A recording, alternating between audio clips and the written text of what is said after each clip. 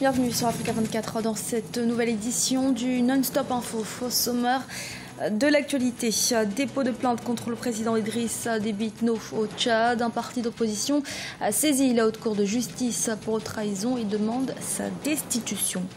Au Rwanda, les produits de base connaissent une augmentation constante. Depuis 5 ans, l'inflation a été plus ou moins maîtrisée. Elle reste néanmoins élevée et occasionne la cherté de la vie. Et le vieux Caire fait peau neuve en Égypte. Le ministre des Antiquités a procédé le 9 juillet à l'inauguration de 3 monuments historiques restaurés. Les détails à suivre dans cette édition. Mais d'abord, première visite officielle du président gabonais Ali Bongo Fondiba au Togo. Le chef de l'État était ce jeudi à 13 juillet à Lomé, une visite d'amitié et de travail de 24 heures avec son homologue Faure Gnassingbé, qui est aussi président en exercice de la CEDEAO. Cette rencontre était l'occasion pour les deux chefs d'État de s'entretenir sur des sujets d'intérêt général. Dans l'actualité également, au Tchad, le parti d'opposition, Parti socialiste sans frontières, a déposé une plainte pour trahison le 3 juillet contre le président Idriss Déby Itno auprès de la haute cour de justice. Cette plainte concerne des propos tenus par le chef de l'État lors d'un entretien accordé à plusieurs médias dans lequel il aurait affirmé que la France aurait œuvré pour la révision de la Constitution en 2006. Pour la majorité au pouvoir, il s'agit d'un non-événement. Reportage de Mahamat Ramadan et commenté par Ibrahima Djoumaba. Au Tchad, un parti politique de l'opposition a porté plainte en justice contre le président Idriss Déby Itno pour haute trahison. Selon le Parti socialiste sans frontières, le chef de l'État tchadien a avoué dans un entretien accordé à des médias occidentaux que c'est la France qui a œuvré pour la révision de la Constitution en 2006. Ce qui serait, selon l'opposition, une violation de l'article 60 de la loi fondamentale qui stipule que le chef de l'État veille au respect de la Constitution. Le président de la République ne saurait donc laisser un État tiers s'ingérer dans un processus de révision de la loi fondamentale. Après avoir fait l'autopsie de la fracassante déclaration du chef de l'État le 25 juin 2017, le Parti socialiste sans frontières a estimé que le chef de l'État a outrepassé, a violé la Constitution. La Constitution du Tchad a son article 60, 70 et 72. Le chef de l'État est le garant de cette Constitution qui aujourd'hui a été tripatouillée indépendamment de sa volonté par un mercenaire français.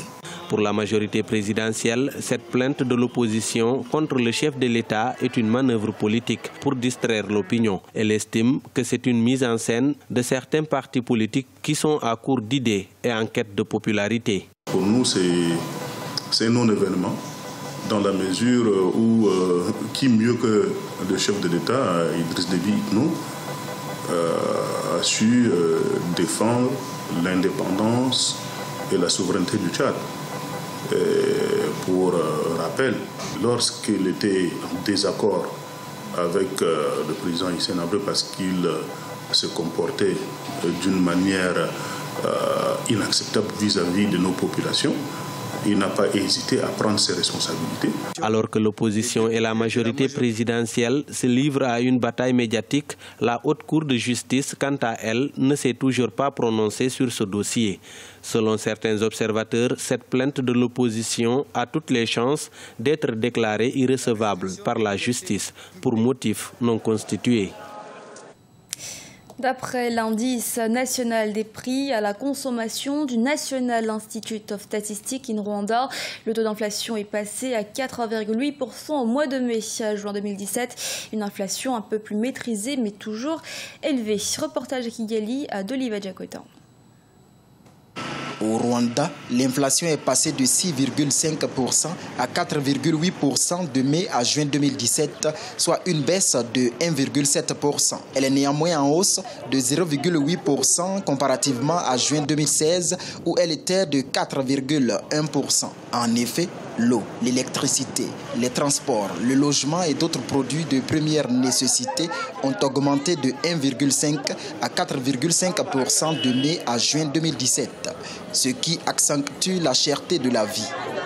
Ce qui est classique, c'est variation du prix de la tomate, la bassine de tomate qui a changé drastiquement de prix au cours de ces derniers temps. Et à part la tomate, il y a certaines denrées qui sont importées, qui aussi subissent un peu les coûts. Disons, l'année passée, je pouvais acheter, je ne sais pas moi, autant de kilos de sucre, autant de kilos de pommes de terre. Et maintenant, parce que le prix a augmenté, je ne peux plus acheter la même quantité de produits. En 2016, les autorités ont prévu une inflation de 5%, mais elle tournait autour de 6%. Elles envisagent encore une inflation annuelle de 5% pour 2017. Un objectif qui permettra à l'économie rwandaise d'être plus compétitive selon des experts. Je fais référence par exemple aux données historiques. Les 3 dernières années, les 4 dernières années. Il faut dire que le taux d'inflation au Rwanda était le meilleur par rapport au taux de la région. En matière de politique économique, avoir un taux d'inflation acceptable, donc dans la marge de 2 à 7%, selon ce qui est accepté généralement, est un bon signe. Donc, l'ambition de faire 7% est une ambition, de faire 5% est une ambition noble, et noble dans le sens où elle permet d'atteindre un niveau soutenable pour l'économie rwandaise. Le gouvernement a déjà pris des mesures comme la réduction de l'impôt sur certains produits, dont le sucre et le riz, pour mieux maîtriser l'inflation. Une mesure qui est rentrée en vigueur dès le 1er juillet 2017, marquant le début de l'exécution de l'année fiscale 2017-2018. Il n'y aura pas de dévaluation du franc CFA en zone CEMAC. C'est ce qu'affirme le gouverneur de la Banque des États de l'Afrique centrale. Il met ainsi fin aux rumeurs qui circulaient depuis plusieurs mois. Pour lui, la situation économique et financière de la CEMAC serait bien différente aujourd'hui de celle d'avant la précédente dévaluation en 1994. Deogracia Sekweda. Réunis le 11 juillet 2017 à Yaoundé, les responsables de la Banque des États de l'Afrique centrale BEAC ont démenti la rumeur persistante sur d'éventuels projets de dévaluation du franc CFA dans la zone CEMAC. Le gouverneur de l'institution parle d'informations fantaisistes dans la mesure où elle ne cible que la communauté économique et monétaire de l'Afrique centrale, épargnant délibérément l'Union économique et monétaire ouest-africaine. Pourtant, les deux zones ont en partage la même monnaie. Les rumeurs sur la dévaluation du franc CFA ont cours depuis quelque temps. Entretenues sur les réseaux sociaux et par une certaine presse, ces mesures apparaissent de manière épisodique sur la scène sous-régionale depuis le milieu des années 90, après la dévaluation intervenue le 12 janvier 1994. Ces phénomènes n'est donc pas nouveau. Et comme les autres fois, ces rumeurs sont sans aucun fondement. La spécificité aujourd'hui est que cette rumeur touche davantage la zone CEMAC, en épargnant cette fois-ci la zone UEMOA. Selon le gouverneur de la Banque centrale, la situation économique et financière actuelle de la CEMAC est différente de celle d'avant la dévaluation de 1994. Cette zone enregistre aujourd'hui un taux de croissance supérieur, prévu en termes réels à 0,8% en 2017, contre moins 0,3% en 1993. Dans le même temps, le taux d'investissement devrait se situer à 23,5% du produit intérieur brut contre 18,8% du PIB à la veille de la dévaluation.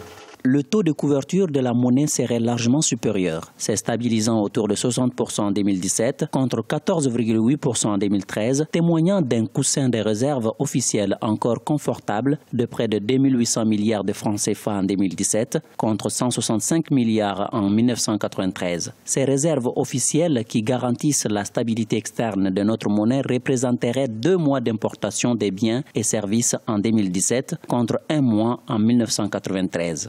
La communauté économique et monétaire des États de l'Afrique centrale regroupe 6 pays.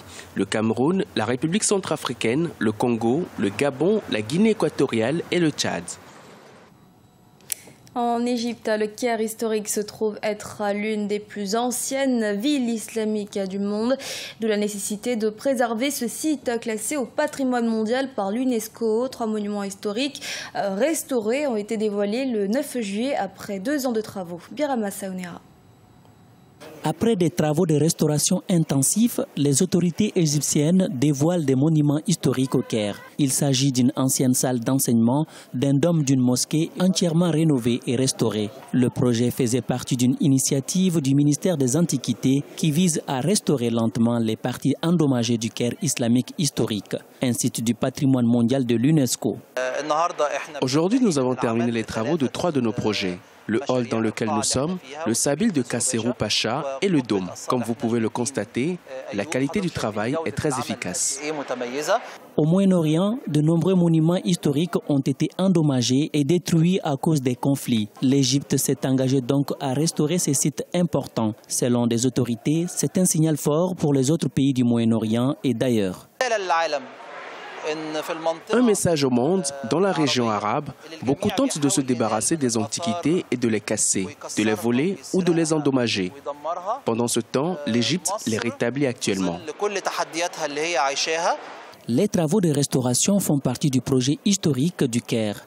Ils ont coûté 9 millions de livres égyptiennes et étaient principalement financés par le ministère des Antiquités. Le Caire historique a été classé patrimoine mondial par l'UNESCO en 1979.